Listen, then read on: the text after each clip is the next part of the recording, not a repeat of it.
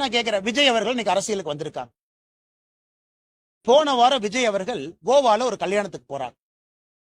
அவர் விமான நிலையத்துல gate number 6ல சோதனை கூடத்துல தன்னை உட்படுத்தி கொண்டு ஒரு தனியார் விமானத்துல போறாங்க. அவருடைய பிரைவேட் போட்டோ எப்படி வெளியே வந்துச்சுங்க?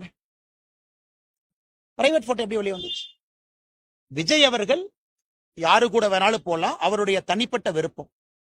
விஜய் அவர்கள் கூட யாரு வேணாலும் விமானத்துல போலாம், அவருடைய தனிப்பட்ட விருப்பம். யார் அந்த போட்டோ எடுத்து வெளியிட்டார்? அதனால்தான் நாங்கள் நம்முடைய சிந்தியா அவர்களுக்கு, விமான போக்குவரத்து அமைச்சர் அவருக்கு பாரதிய ஜனதா கட்சி சார்பாக கடிதம் எழுத இருக்கின்றோம். யார் அந்த போட்டோவை எடுத்தாங்க? இதே போறவங்க வர்றவங்க போட்டோ எடுக்கிறதா ஸ்டேட் இன்டெலிஜென்ஸ் வேலையா? ஸ்டேட் இன்டெலிஜென்ஸ்ல போட்டோ எடுத்து திமுக ஐடி விங்கு கொடுக்கறதா அவங்க வேலையா? ஆனா ஒரு மனிதருடைய தனிப்பட்ட வாழ்க்கையிலே தலையிடுவதற்கு யாரும் உரிமை இல்லை. அவங்க பேசுறது